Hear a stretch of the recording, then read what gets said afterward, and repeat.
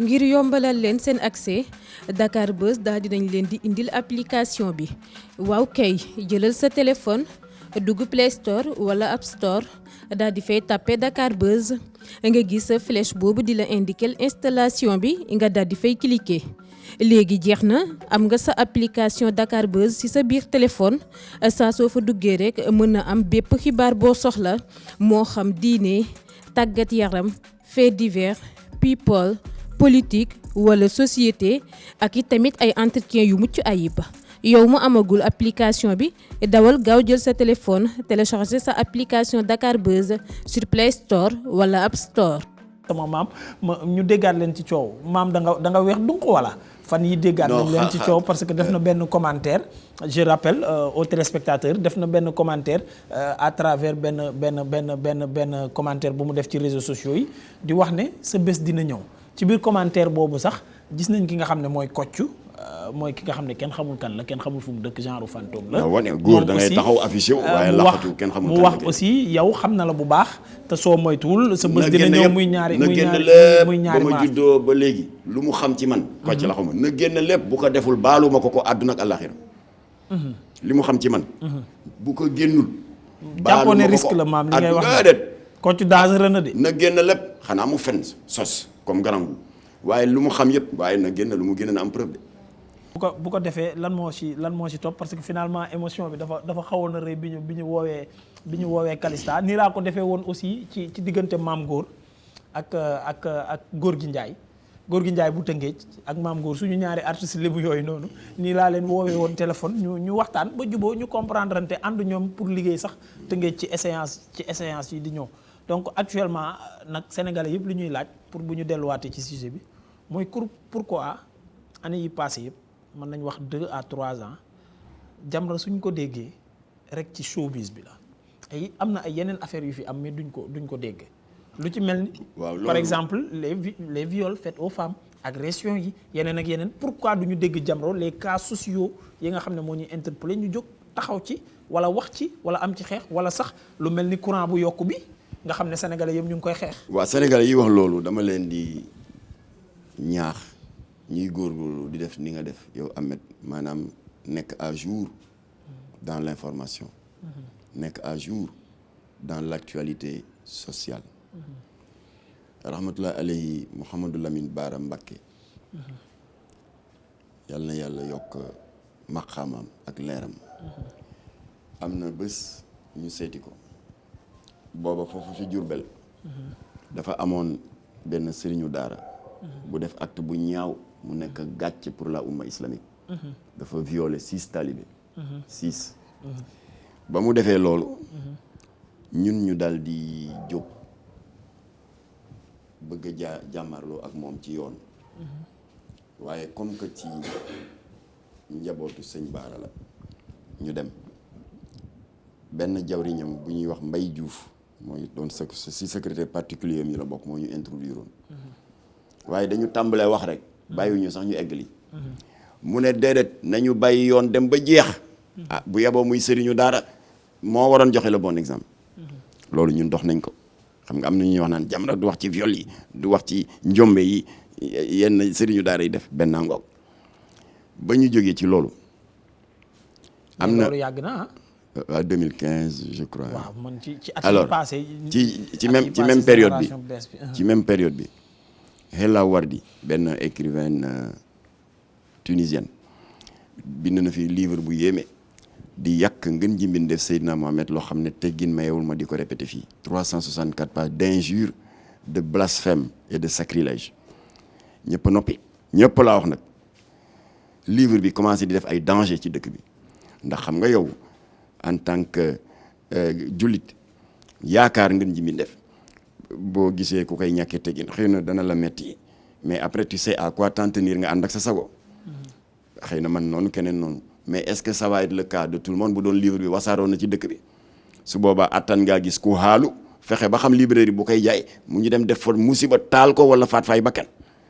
kon y avait également un problème de sécurité et de trouble de risque de trouble à l'ordre public si la Jamra jëlee responsabilité mais c'est une longue histoire def point de presse Macky Sall woo premier ministre woo ma ne ma Macky Sall nee na naa la woo mu nga Casablanca dafay noppaliku si coono référendum bi effectivement c'était au lendemain du référendum de 2016 waaye nee na naa la mettre en rapport ak Mbagnick Ndiaye ministre de la culture kooku mettre la en rapport ak El Hadji Cheikh Dramé bu patron de la sûreté urbaine nga jox ko liste librairie yi koy jaay ñu saisir ko yëpp taal ko mu daal di sauver dëkk bi ci musiba loolu affaire mërs la alors dem nañu ba ay weer yu néew ay liggéeykat yu doon liggéey ci société de nettoiement boobu ñuy wax Ama Sénégal état moo leen tooñ ndax boo dissoudre société quelles qu'en soient les raisons parce que l'état a ses raisons que nous ne maîtrisons pas ça doit être suivi d'un plan social ku nekk nga jox ko ndàmpaay mu yóbbu ko ñiy commerce ñiy fay seen bor seen arrière loyer mais état deful loolu dafa leen dàq tas société bi ne leen waa toog leen dinañ ko toppatoo ñu toog 2006 ba 2016 10 ans de souffrance 10 ans de toroxtànge ñu ñëw seet si Jamra demul ci ñoom de parce que ñun on fait jamais de l'automédiation mën nañ ko nag mais def lu baax ci dëkk yi moo jafe moo tax on préfère l'inverse ñu dox ci tànku jàmm Macky Sall président de la République boole ma ak premier ministre kooku wooma à la primature convoqué Amadou Ba moo yoroon seen dossier ministre de l'économie et des finances convoqué Ablaye Diouf Sarr qui à l'époque était le ministre de tutelle des sociétés de nettoiement ñu daal di waxtaan bu rafet ba daal di d'accord sur l'élaboration d'un échéancier pour que chaque 2 mois ñu jox leen 130 millions jot nañ benn yoon 130 millions jotaat 130 ñu ngi ci 390 millions sur les 3 milliards yi leen état amel loolu affaire mërs la alors ba bi ci mujjee mu di les anciens combattants du Golfe dañu leen tooñ parce que 93 d'entre eux dañu demoon di défendre les lieux saints de l'islam Makkatal Mukarrama Médinatul Munawwara contre l'agression irakienne bi nga xam ne dañu song Koweït ci kaw tooñ ak jaay doole naan que historiquement Koweït ci Irak la bokkoon kon dañ koy annexé nangu des milliers d'hectares et des centaines de puits de pétrole Arabie Saoudite n'était pas partie prenante directe du conflit parce que Irak la woon contre Koweït waaye dafa ni dafa def comme ni Kocc Barma di wax rek ne ay du yem ci bopp borom moom moo woote appel à la oumma islamique au secours Sénégal am ndam lu rëy d'avoir été le premier pays de la oumma islamique à avoir répondu présent bref 93 doomu réew ma seen bakken rot fa Arabie Saoudite yónnee veuve yi 93 veuve ay ndàmpaay ay ñu wow xol détourné ko ñoom itam ñoo ñëw seet si Jamra demul ci ñoom de ñun duñu dem ci kenn ñu dox ci tànku jàmm Augustin Tine ministre des forces armées recevoir ma ci ñaari yoon premier ministre recevoir ma ci ñeenti yoon Macky Sall ñu waxtaan ci téléphone ñu waxtaanaat ci de vive voix kon muy ñaari yoon dossier baa ngi en bonne voie ki ma desee woon rek moo di l'ambassadeur de l'Arabie Saoudite parce que ñooy ndeyu mbi liggéey son excellence ambassadeur Arabie Saoudite recevoir na ma le mardi 14 bii passé donc j'ai tous les éléments dama war a delluwaat ci Macky Sall rendre ko compte loolu affaire mërs la kon nag il faut que ñiy wax loolu qu'ils soient honnêtes wala s'ils sont en retard par rapport à l'actualité ñu ni noppi bokk kon yooyu mooy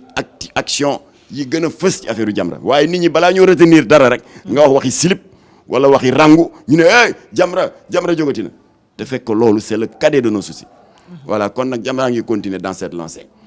te incha allah wax naa ko ci njëlbéen wax ji am na màggal bu ñu war a màggal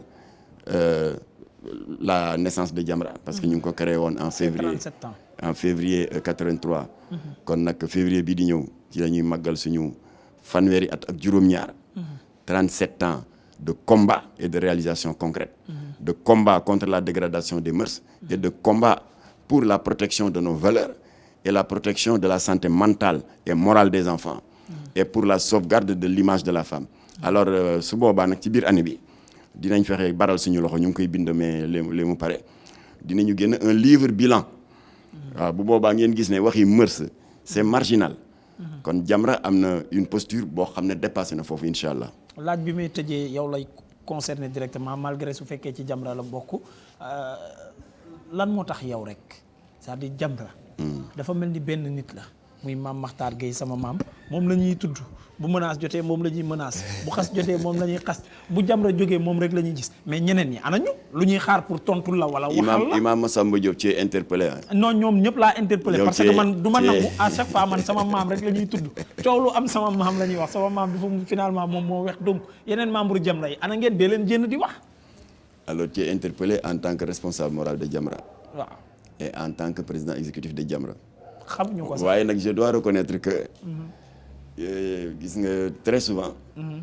gars yi dañ koy woo. ne ko nangam xew na lu si Jamra xam. ma daal di jox journaliste bi numéro téléphone imam waaye 5 minutes après journaliste bi woo ma ne waaw jot nga ko wala xanaa téléphone bi dafa tëj mu ne non non je lui ai parlé waaye nee na il me renvoie vers toi ma ne d'accord man nangu boobu nattu. alors ba tax na léeg-léeg mu am des situations bu amee te man benn nit laa. awma loolu tubaab di wax le don d'ubiquité. nekk fii nekk fee nekk fële. bu boobaa le partage des tâches est obligatoire dama ciy citer benn rek bi coow Wally Seck bi jibee booba Imam Massamba Diop dafa jógoon ne daf ci bëgg a dox tànku jàmm parce que ce qui l'intéressait mooy une plainte contre un imam. moom il peut pas concevoir ça en tant qu'imam. alors léegi la veille presse bi daal di emparé wu de cette affaire man sa naataango Moustapha Diop invité ma Dîner ak Jamono. après man Maïmouna Ndour Faye invité ma 7TV. imam ñu invité ko RFM. alors ba ma jotee ñaari invitation yi yëpp di même heure. imam Massamba woo le trésorier de Jamra imam Moustapha Sy c'est un professeur donc le professeur Moustapha Sy au lieu de imam ne ko Makhtar ne peut pas être au four et au moulin comme que Makhtar Dîner ak Jamono la gën a miin parce que Sidi Lamine moo ne woon Makhtar bu ñëwee Dîner ak Jamono dafa mel ni un poisson dans l'eau il se sent dans son élément kon yow Moustapha Sy dama bëgg nga demal ñu 7TV alors c'est comme ça qu'on s'était réparti les tâches donc effectivement yooyu mu am ay bousculade ay télescopage su boobaa les membres de Jamra yi ngay wax naan tout le temps ils sont en sourdine ils sont obligés de monter au créneau. voilà kon nag yàlla dafa dogal nag bi fi Latif nekkee ba léegi. moo doon le président exécutif. d'accord ba mu nekkee président exécutif nattu bi dal ci kawam. on a tenu une petite réunion pour mën a fexe ba yëkkati drapeau yi mu bañ a laal suuf. Imam Massamba bi nga tudd. ci mbaaxam. ak laabiram. ñu ne waaw léegi qu'est-ce qu'on fait. parce que Latif moo gàddu woon yëpp moo nekkoon secrétaire général du RDS. président exécutif de Jamra. man ma nekk vice-président chargé de la communication Imam Massamba nekk vice-président chargé des affaires religieuses alors qu'est-ce qu'on fait Imam Massamba ne man daal bu ma sañoon ñu delloowaat Makhtar la Latif yenn woon rek secrétaire général RDS ak président exécutif de Jamra ma ne ko non RDS bi peut-être d'accord parce que j'étais le porte-parole du parti de Latif.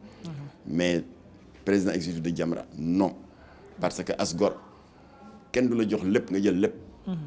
mu ne ma Makhtar loo bëggoo foofu moom imam ma ne ko yaa gën a jekk ci président exécutif de l'ONG islamique Jamra parce que yow imam nga te man du ma imam simple ndongal daara la. alors il a refusé par modestie waaye ñu insisté et il a accepté. léegi nag ñu daal di def assemblée générale bu mag nag dal di entériner loolu yëpp. imam Massamba Diop nekkoon président exécutif bu Jamra. man vice-président exécutif. et en même temps secrétaire général du parti de Latif RDS. te demaloon boppam élection te bootuñu ci benn coalition même bu ñu amul dara c'est la première fois ñu dem élection si ñu jubu bopp. directeur exécutif de l'ONG Jamra mu di Bamar Gueye. assemblée générale bi adopté ko. ñu daal di jóg continuer di liggéey kon nag Makhtar du Jamra du Makhtar rek. waaye yàlla dafa dogal. kuréel boo gis rek. day am ku ñuy dénk seen kàddu. voilà gisuloo sëñ Abdoulaye Sy Al Amine bi fii xalifa bi nekkee magam ju tedd ji sëñ Mansour. sëñ Mansour daan na tooñ sax pour définir la personnalité de sëñ Abdoulaye Sy Al Amine. bi nekkoon porte-parole am. naan kii mooy ki sës si man rëkk te du ma rëkk. alors donc sëñ Abdoulaye Sy Al Amine moo ci gënoon a fës parce que moo daan monté au créneau. ba ma nekkee ci nguuru Ablaye Wade. position bi Seydou Gueye am tey nekk porte-parole de Benno Bokk Yaakaar ñun suñu Benno Bokk Yaakaar CAP 21 la tuddoon. nekkoon une 60aine de partis. Iba Der Thiam le professeur Iba Der vice-président de l'Assemblée nationale nekkoon coordonnateur yi ma nekkoon seen porte-parole. foofu itam saa wu ma waxee rek ñu ne waaw xanaa CAP 21 kii rek kay wax ma ne c'est normal je suis le porte-parole. alors Jamra aussi je suis le vice-président chargé de la communication. merci beaucoup ci éclaircissement yi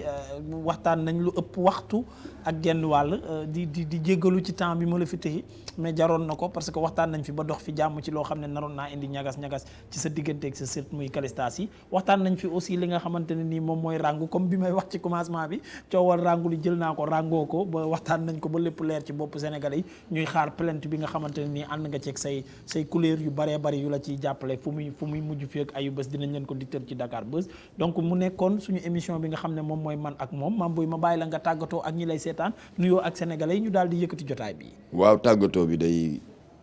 xanaa waxaat la rek mu di dellu di ñaan suñu borom mu yokk wér ak kattan suñuy kilifa diine di dellu di ñaax askan wi nañuy respecté nañuy wekk suñuy wasila yàlla ñu leen jox yàlla ñu leen baaxe ndax dëgg la Seydi Hadji Malick nekkatu fi Bamba newatu fi Maodo nekkatu fi Baye Niass Baye Laay noonu waaye ñii fi toog tey ñoo fi toogal Seydi Hadji Malick toogal fi Bamba toogal fi Maodo toogal fi Baye Niass ndax ñooñu ñoo fi toogaloon Seydina Mohamed kon ñii fi toog ay ambassadeur lañu ay ay jawriñu ngën ji mindeef lañ ku leen respecté nga ngën ji mindeef ku leen ñàkkee teggin ñàkke nga teggin ngën ji mindeef kon nañu respecté kilifa diine yi te nag Jamra ngi ñaan ñëpp ubbi seen bët ndax wax nañ ko sànq saay-saay stabilité bi am Sénégal dal gi fi am jàmm ji fi am ndax dëkk yi ñu wër yëpp a ngi yëngatu fii ay terrorisme fii ay coup d'état fii ay attentat Sénégal ne cundung am la stabilité d'un îlot dans un océan en furie loolu ñu bari yéenewu ñu jàmm jooju kon nañu joxante loxo malgré suñuy diversité religieuse culturelle politique sàmm cet héritage là sàmm cette stabilité là ci loolu lay tëj rek di ñaan ñi fi bëgg a dugal loo xam ne dëppoowul ak suñuy cosaan dëppoowul ak suñuy valeur ngir yàlla ak lobby yu mënti ne seen ginnaaw nañu xam ne ça ne passera pas parce que les Sénégalais ne se laisseront pas faire parce que wax naa ko sànq en l'espace de 3 mois ñetti njombe dégg nga ko fi ay organisation des droits de l'homme yuy lali pexe pour ñu faagaagal l'article 319 du code pénal ndax ñu mën a ndaganal ngóor jigéen jékkite kii fii may waxe yow ñu nga sali mu di les organisations féministes ñu ngi lali pexe pour dépénaliser l'avortement maanaam daganal yàq biir ñu defee ne jeex na barke démb rek moo nami Seydi Gassama daal di ne tam lu ñuy xaar pour daganal yamba ma ne mbaa du axiru zaman mu bëgg a màbb suñu kaw alors ma ne kon yii c'est dangereux buñ ko fooyee c'est des menaces qui sont brandies sur la tête du Sénégal bu ko kenn woyefal ndax Centrafrique woyefaloon nañ ko daganal nañ fa ngóor jigéen Île Maurice dañ ko doon woyefal daganal nañ fa ngóor jigéen Gabon naka noonu kon fii bu amee ñuy lal pexe ne dañu bëgg ñu daganal ngóor jigéen daganal avortement daganal tuxum yamba bu ñu naan ay wax la déedéet. mais artiste boobu ñu naan 10 000 problèmes xaw ma ndax xam nga ko rappeur la. 10 000 problèmes nee na yamba gi c'est très normal dañ ko war a daganal. tu as vu kon nag propagande bi mu ngay law. non mais parce que ñoom ñu ci bari dañu jàpp ne sanitairement parlant moo gën cigarette loolu de la ñu wax. waaw man xaw ma ci dara. mu nga propagande baa ngay law bu ñu ne sanitairement moo dara new ci man je les renvoie à l'actualité yéen taskatu xabaar yi te fàtte xaju fii et c'est les archives sont toujours boo cliquer Google gis yi may bëgg a wax nii te police ak may dégg parce qu'ils surveillent tout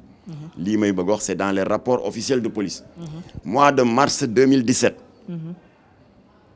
kilifa gu yiw di l'imam ratib de la grande mosquée de Darou Salam ñu di ko wax Mbay Si Diop doomam bu daan tux yamba ba yàqu xaw ma lu mu joteeg baay bi weccente xalaat dënnuy tàng daf ko daaneel tër ko ni ñuy rende xar yamba boobu waa ji wax ne nañ ko légaliser moo def loolu kooku ñu defee ne jeex na ci mois de juin 2019 fii ci Sicap Rue 10 benn fumeur de yamba chronique bu ñuy surnommé Abdou Ridis bari histoire ndax quartier ba koñ ba ku nekk seedeel na ko wex intolérant am benn moromam bu mu joteel xamuñu lan la te ñu bari nee nañ sax weesu na moromam ndax c'est son ami intime ñu bari joxe nañ seede yooyu bi police def enquête police ak may dégg c'est dans le rapport waaye lan la Abdou Ridis def daf ko dëbb paaka ci dënn ñu naan déet rek fekk le mal est fait waaja daanu di vidéo de son sang ba secours yi di ñëw mara day tali fekk bakken ba rot na police jàpp waaja fekk ci poos yi 24 cornets de yamba c'est un phénomène de yamba chronique police ak may dégg fii ci Cap Skirring benn waay bu def musiba ndeke dafa rey un petit bébé de 2 ans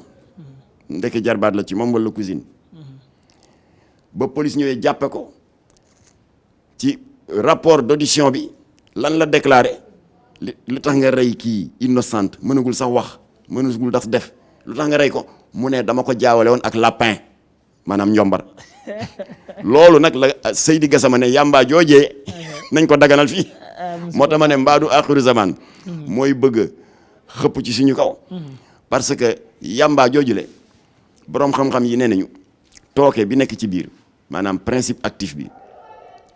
ñu di ko wax THC tétrahydrocannabinol boo muqee yamba bu duggee sa yaram objectif am pour mën a def effet ci sa cerveau mooy day jaar ci système nerveux bi te xam nga fan la jëm ci cortex cérébral bi benn malaanu kiiraay bu suñu borom def ci suñu yóor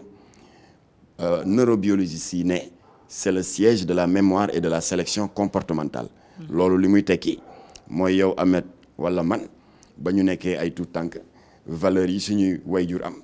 dañ ñu koy inculquer naan la bul def nii bul saw fii kenn du fi taxaw di tuur ndox rafetul bu fi gan ñëwee na nga ko nuyoo ñaari loxo nga màgg dugg daara alxuraan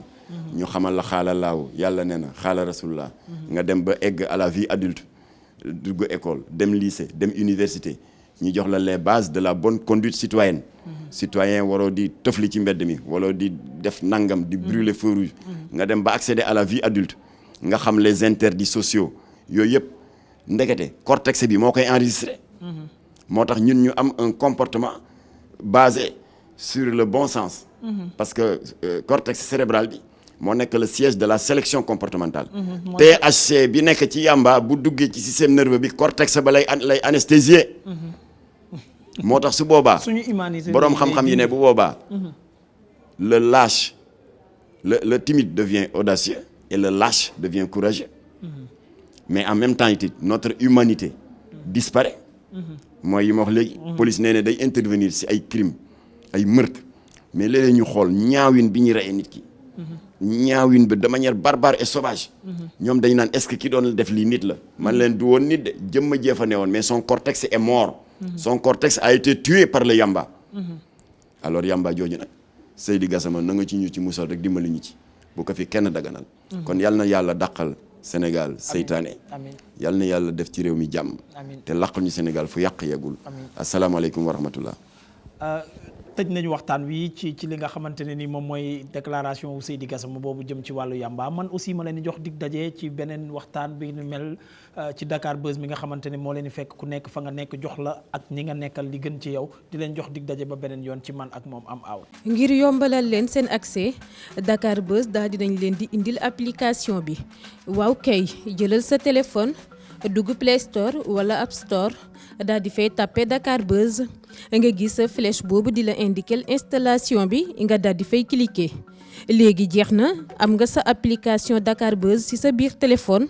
saa soo fa duggee rek mën na am bépp xibaar boo soxla moo xam diine tàggat yaram fait divers people politique wala société ak it tamit ay entretien yu mucc ayib. yow mu amagul application bi dawal gaaw jël sa téléphone télécharger sa application Dakar Buzz sur Play Store wala App Store.